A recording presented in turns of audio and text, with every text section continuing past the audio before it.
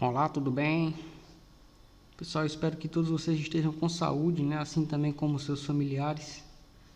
Nessa aula eu quero estar construindo uma ponte, né, entre o conhecimento adquirido com a temática anterior, né, que aborda o tema capacitores e o armazenamento de energia através de um campo elétrico, e o conhecimento que a gente vai obter aí futuramente, né, acerca dos indutores, que são dispositivos elétricos que também acumulam energia, assim como os capacitores, porém por meio de um campo magnético, né? Coisa que vocês ainda vão aprender. Então, entre um dispositivo elétrico e outro, eu gostaria de estar trabalhando um tema que servirá de fundamentação teórica, né, para a melhor compreensão dos indutores, tá ok? Então, dando início a esse tema de fundamentação, a gente vai falar sobre magnetismo, né, que nada mais é que uma propriedade física da matéria, né, a qual foi observada através da interação entre materiais metálicos, né, o ferro, por exemplo, com alguns minerais, né, que receberam aí o nome de magnetita, né. Esses minerais interagiam com o ferro, atraindo ele, né, portanto aí, atuando com uma força, né, capaz de movimentá-lo, e recebeu esse nome magnetita, né, por conta da região onde eram comumente encontrados lá na Grécia, né, chamada região de Magnésia. Magnésia, por sua vez, é uma palavra que significa lugar das pedras mágicas, justamente por conta desse fenômeno aí, né, de atração de materiais metálicos ferrosos, né. Hoje em dia, obviamente, a gente não acredita mais que seja mágica, né, o que ocorre aí entre a magnetita e o ferro, e é sabido aí por parte da ciência que, na verdade, esse fenômeno está associado com os movimentos dos elétrons em torno do núcleo do átomo, como também do movimento do elétron em torno do seu próprio eixo, tá? Esse é o magnetismo. Todos os materiais reagem de alguma forma ao magnetismo, né? Alguns são muito atraídos, né, pelo magnetismo. Esses são chamados materiais ferromagnéticos. Alguns são muito pouco atraídos e são classificados como paramagnéticos, e outros materiais são muito pouco repelidos, né? Então, a interação é bem singela, muito pequena, quase que imperceptível, mas ao invés de ser atraído, é repelido, e são chamados de diamagnéticos, tá? De todos esses três tipos aí, apenas o ferro magnético pode ser magnetizado, ou seja, eles podem receber o magnetismo, né? O magnetismo pode, na verdade, se estabelecer em sua estrutura atômica e ali ser mantido, né? Desenvolvendo assim o seu próprio campo magnético, que é um termo aí que a gente vai trabalhar já já, né?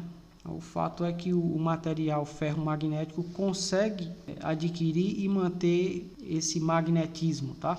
E daí surge o termo também chamado ímã, né? Que seriam justamente um material ferromagnético que está aí na condição de magnetizado, né? Ou imantado, também como costumam chamar.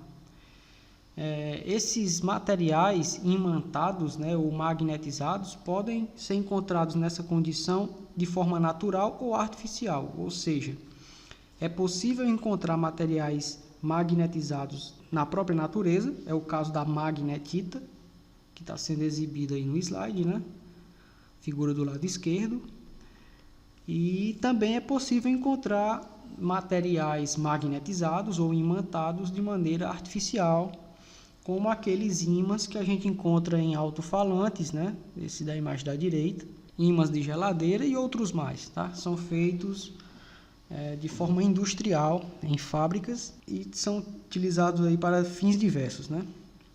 Esses artificiais ainda podem ser classificados como ímãs permanentes, que são aqueles que mantêm as suas propriedades magnéticas, né? A sua força magnética de maneira permanente. Esse magnetismo só vai ser perdido aí em determinada temperatura, né, condição de temperatura, ou descarga elétrica sobre ele, né?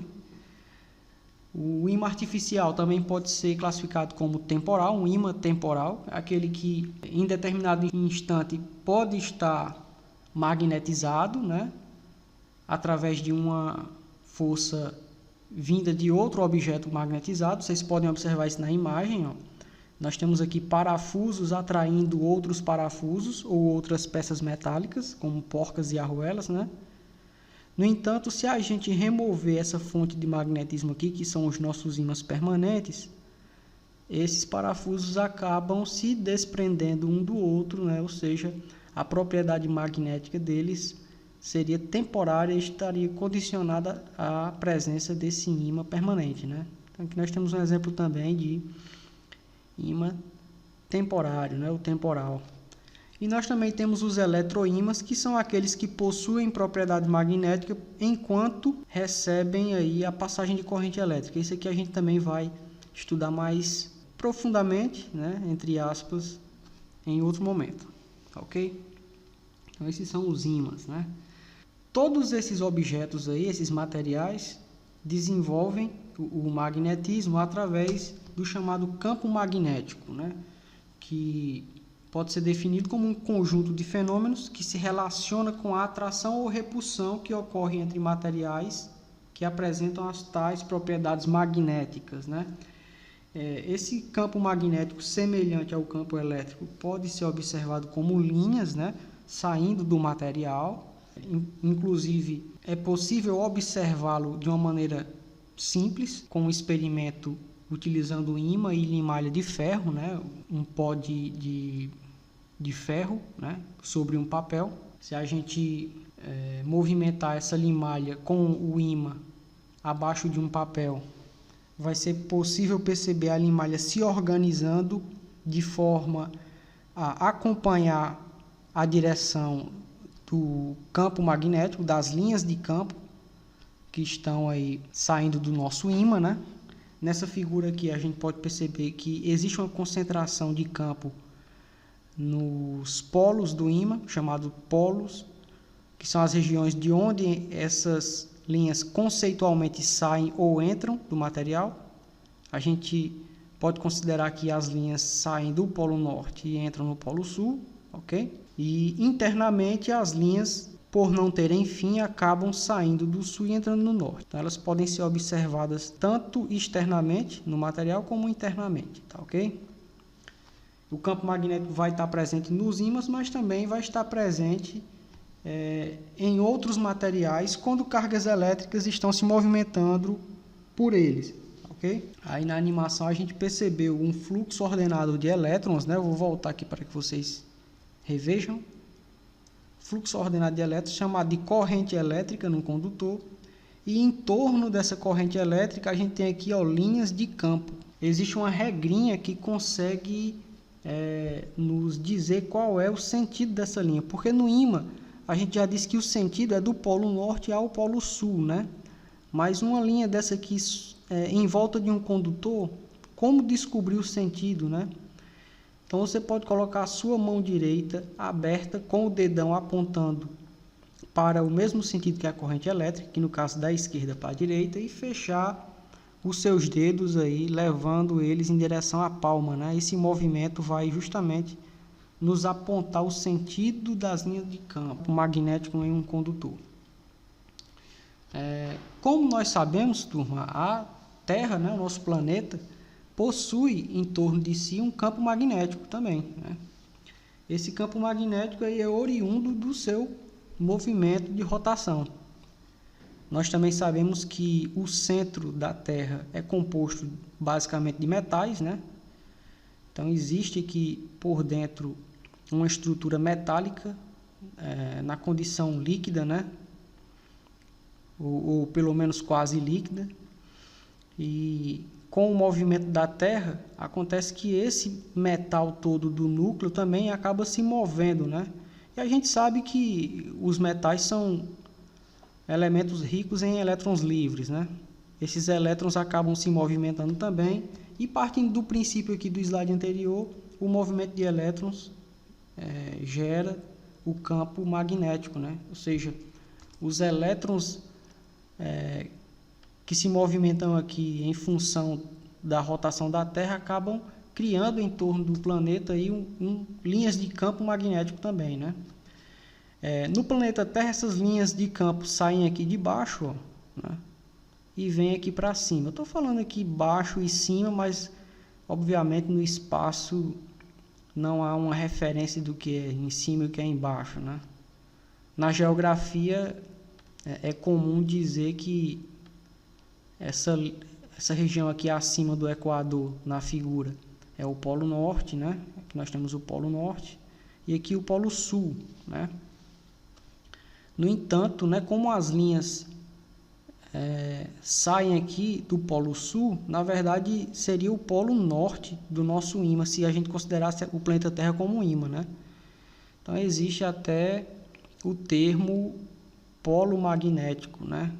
E polo geográfico. Polo geográfico aqui é o norte, né? Mas se a gente considerar o magnetismo, aqui seria o Polo Sul. E aqui onde nós temos o Polo Sul geográfico, na verdade seria o Polo Norte magnético, né? Então, do ponto de vista magnético, nós somos, na verdade, a América do Norte, né? E não a América do Sul.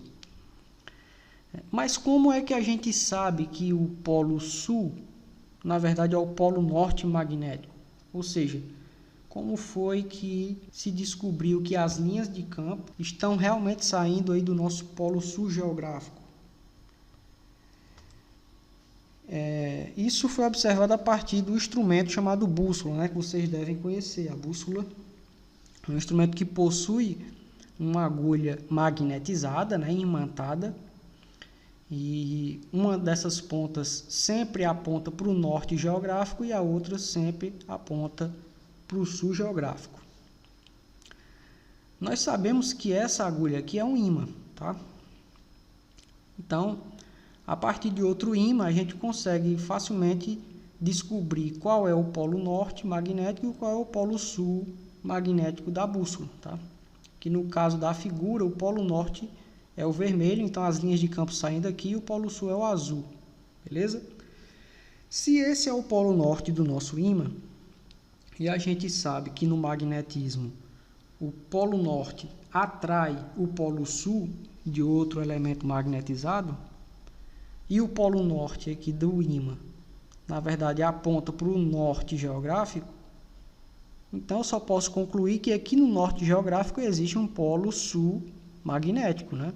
Justamente por conta desse polo sul magnético que a ponta norte aqui desse ímã é atraída para lá, ok?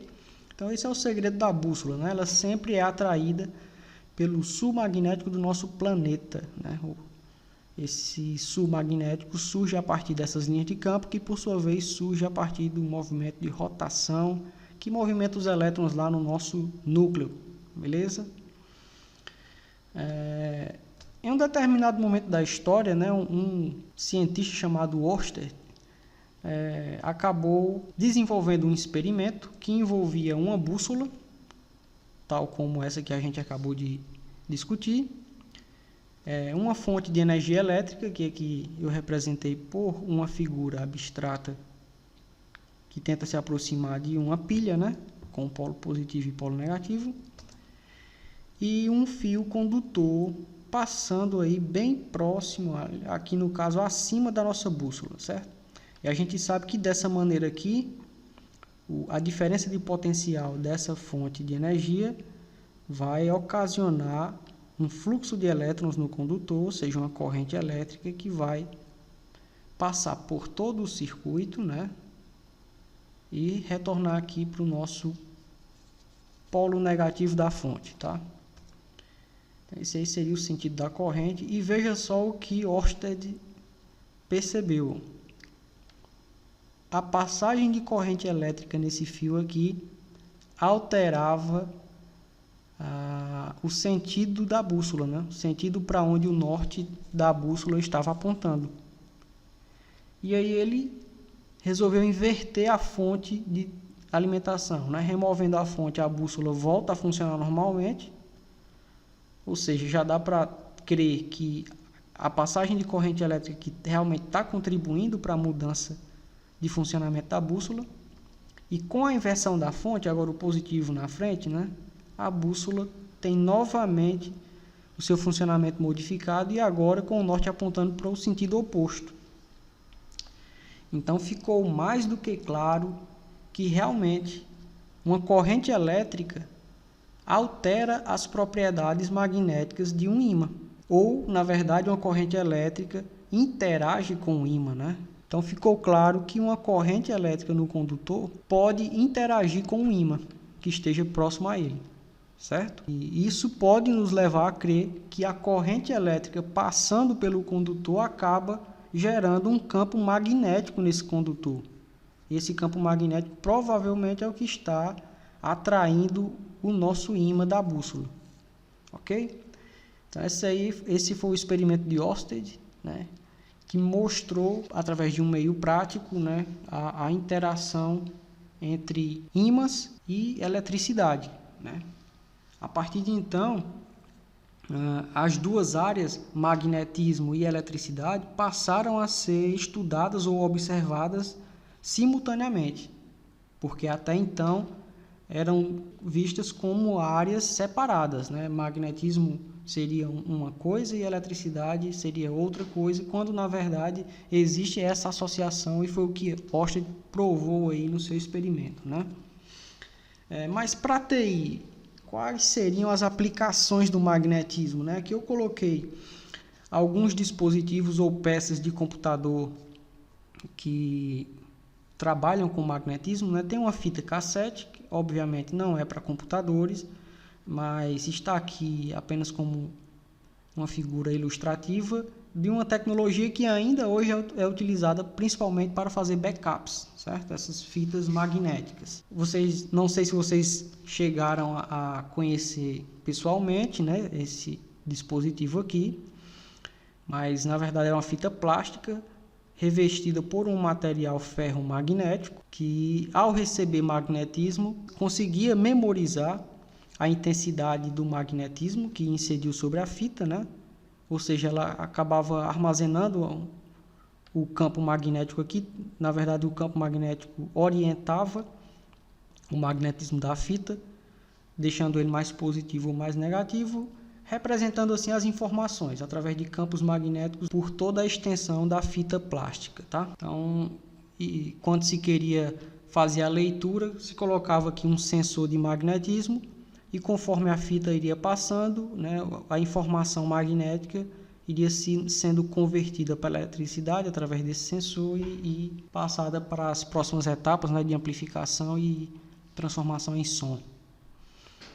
Nós também tínhamos os disquetes que funcionavam no mesmo princípio. Aqui dentro tem um disco, né, plástico revestido por uma película ferromagnética que também recebia dados digitais, né, em magnetismo, né? Então nesse disco aqui a gente tinha pontos com magnetismo e pontos sem magnetismo, fazendo aí o sistema binário magnético, e esses dados magnéticos poderiam ser lidos da mesma maneira através de um sensor magnético que convertia isso em eletricidade, né? E até hoje nós temos aí os famosos discos rígidos, né, ou HDs, que trabalham seguindo o mesmo princípio, que a gente tem um material ferromagnético, né? Não é mais plástico, a base aqui realmente é um metal, por isso que é chamado de disco rígido, porém a propriedade magnética é da mesma maneira, né? Nós temos um braço aqui com uma ponta que consegue tanto alterar o estado magnético de determinados pontos do disco para magnetizado positivamente ou negativamente, né? Ou com magnetismo e sem magnetismo, caso você ache melhor entender assim. E também é capaz de fazer essa leitura e converter em impulsos elétricos, tá bom? Então, são algumas aplicações aí do magnetismo na TI. Mas voltando ao assunto, pessoal, a gente vinha dizendo que eletricidade e magnetismo, a partir do experimento de Ørsted, passaram a ser observadas juntas, né? Dando origem aí ao termo eletromagnetismo, né? De eletricidade e magnetismo juntos, ok? Fazendo aí um resumo histórico, na primeira metade do século XIX, eletricidade e magnetismo eram tratados como fenômenos que não apresentavam relação, né? Conforme já foi dito aí no slide anterior. Em 1820, Ørsted percebeu que cargas elétricas em movimentos, né, numa corrente elétrica, portanto, eram capazes de criar um campo magnético em torno do condutor. A gente também já viu isso aí lá no nosso slide, né, com a animação. Em 1831, Michael Faraday descobre o fenômeno da indução eletromagnética. Nessa descoberta, foi possível perceber que quando há a variação do fluxo magnético através de um circuito, né, surge nesse circuito uma força eletromotriz induzida, ou seja, se a gente tem um campo magnético variável próximo a um condutor elétrico, esse campo magnético variável, ao passar pelo condutor, gera uma força eletromotriz, ou seja, uma força capaz de mover elétrons e assim estabelecer uma corrente elétrica lá, né? Pessoal, para tentar entender de uma maneira mais fácil esse fenômeno descrito pela lei de Faraday, nós vamos trabalhar aqui com essa animação, certo? Onde aparece um ímã, né? Tá aqui o polo norte e o polo sul do ímã, ou seja, daqui saem as linhas de campo magnético e aqui entram elas voltando, né? Tá até sinalizado aqui com a setinha. E temos aqui também próximo a esse ímã uma bobina de fio condutor, tá? Pode ser cobre, por exemplo. Essa bobina possui um condutor com as marcações tracejadas, tá bom? Eu quero que vocês entendam esses tracinhos aqui como os elétrons, que por hora estão parados. Afinal de contas, não há nenhuma força, né, nenhuma tensão que os faça se mover, ok? Mas lembrem-se que, segundo a lei de Faraday, um campo magnético variável próximo a um condutor induz uma força eletromotriz, ou seja, se esse campo aqui começar a se mover próximo da bobina, uma força vai ser criada aqui na bobina capaz de mover os elétrons, né, e gerar corrente elétrica. Então eu vou fazer isso, eu vou segurar aqui o meu ímã e começar a mover ele próximo à bobina, né? Vamos ver o que ocorre.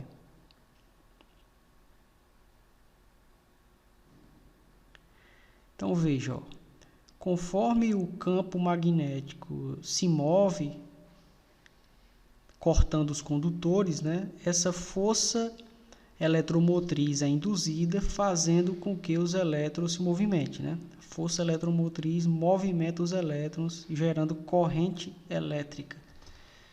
E essa geração aí é o que é explicada na lei de Faraday, ok?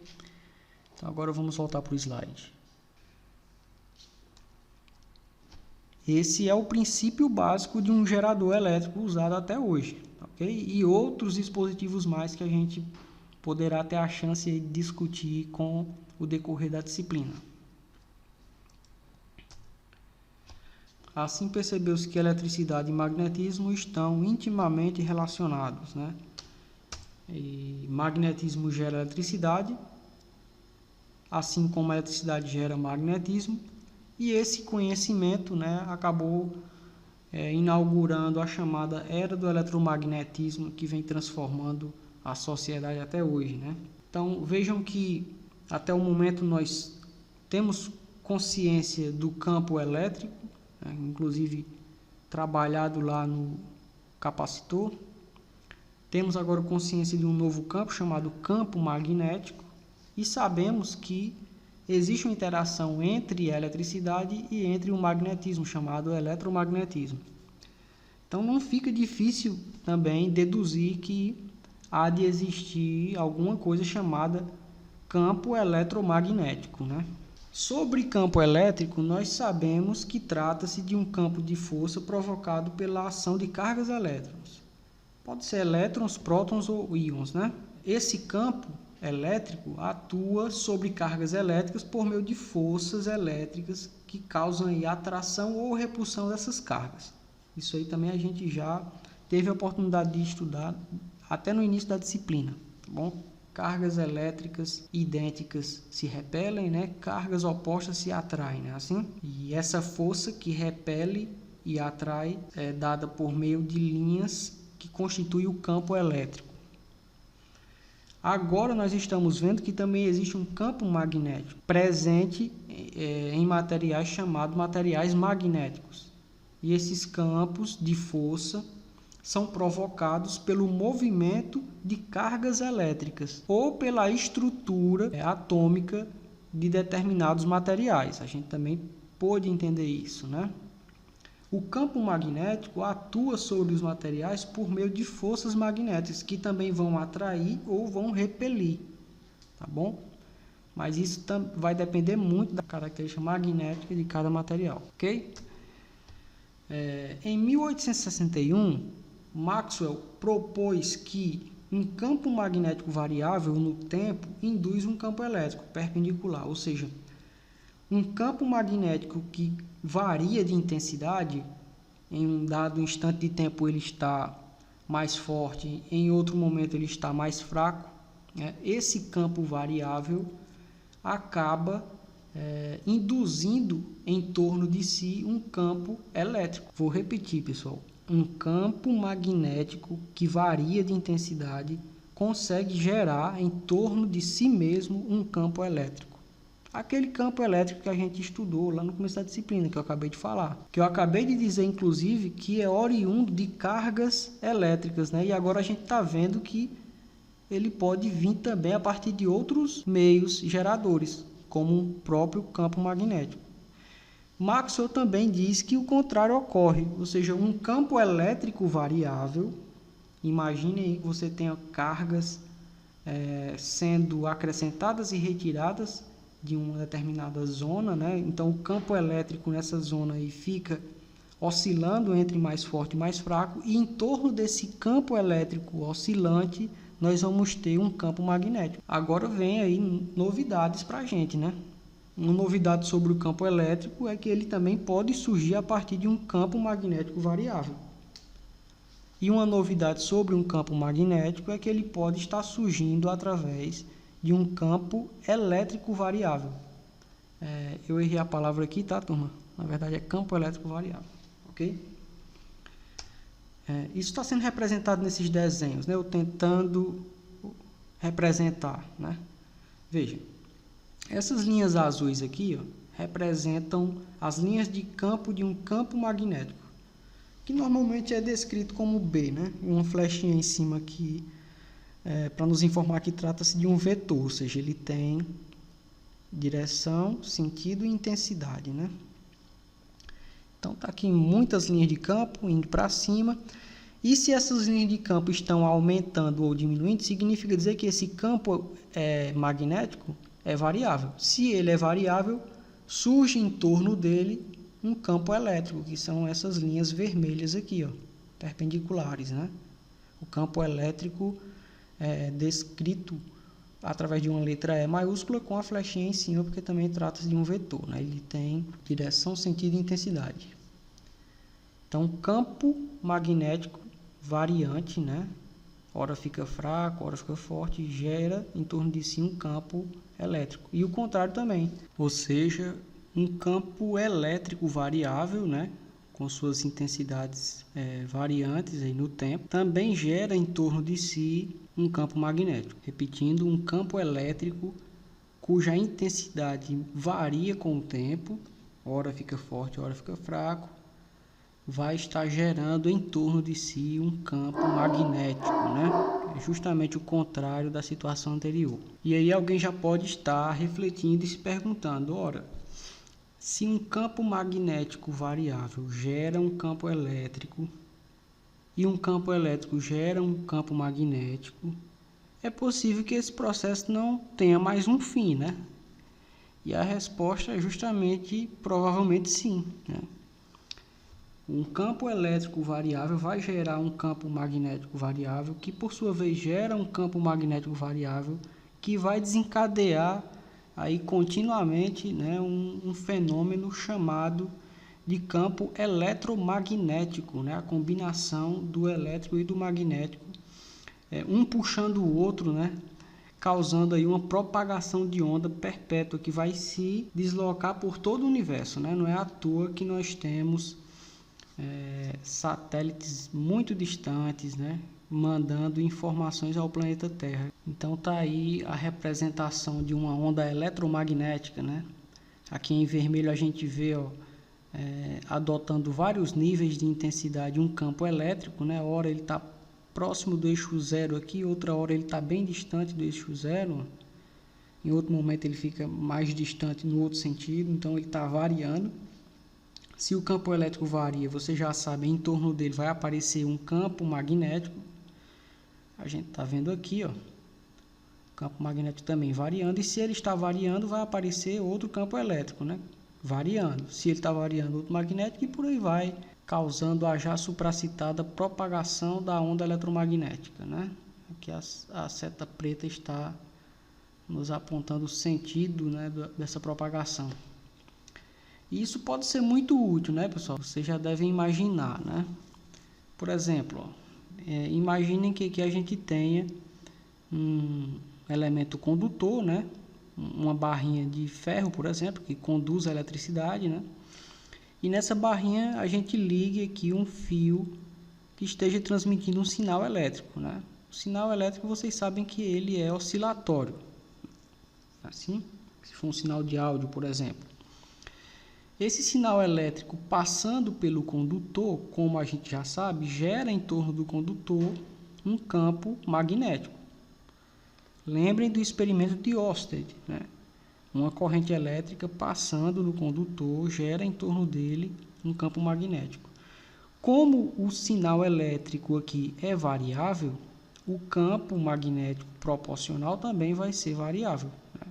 Se esse campo é variável, significa dizer que em torno do campo magnético vai surgir o quê? Um campo elétrico, né? A gente acabou de falar.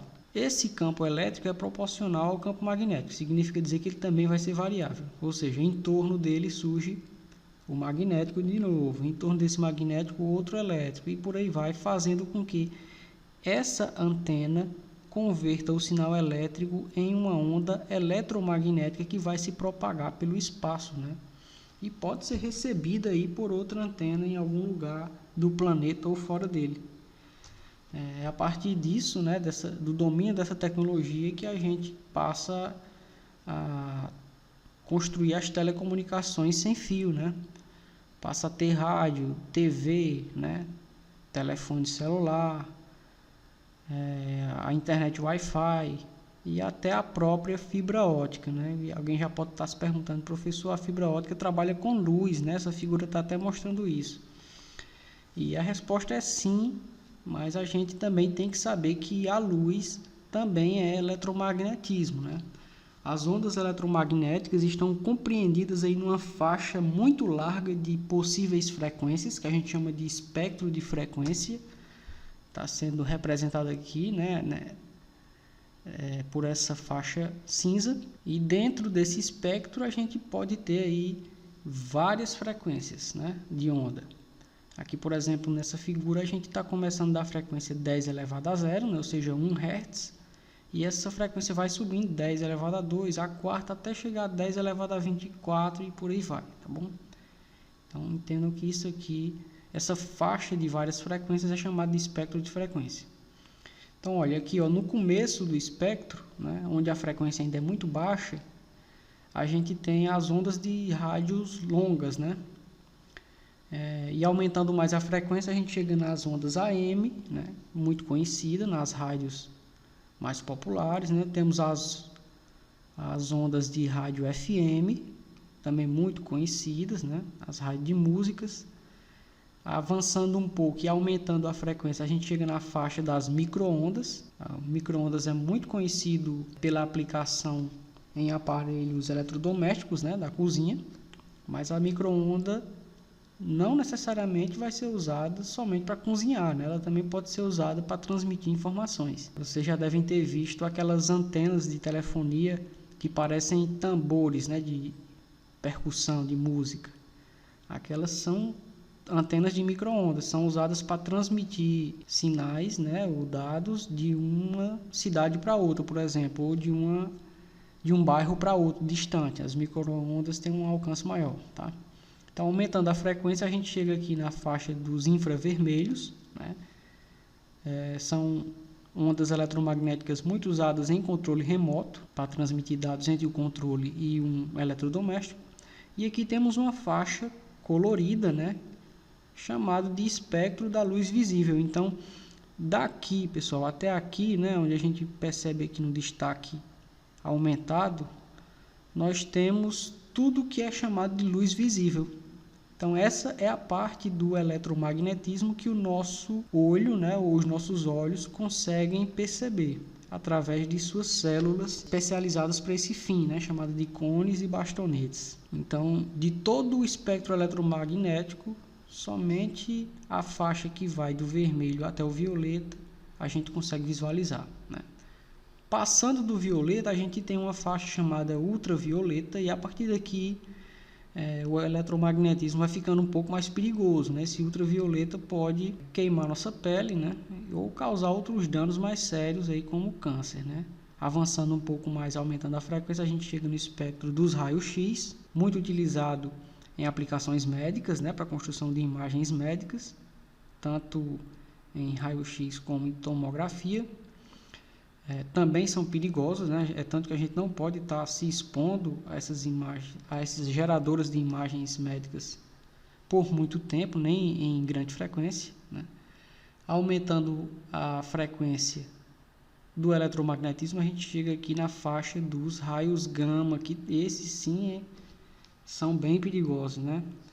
Mas felizmente a maior parte dessa irradiação eletromagnética aqui, que também é produzida pelo Sol, né, não chega até a gente graças ao filtro da camada de ozônio, né? Então a gente acaba se protegendo dela, mas o fato é que o eletromagnetismo está presente em diversas frequências, né, e pode ser aproveitado para várias aplicações, desde transmissão de dados, né, até a visualização a olho nu, e até produção de imagens médicas, tá bom?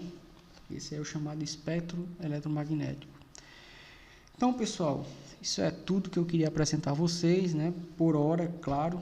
Espero que vocês tenham entendido aí o conceito de magnetismo e também o de eletromagnetismo, porque a partir dele a gente vai desenrolar os próximos assuntos. Bom, então, um forte abraço e até a próxima.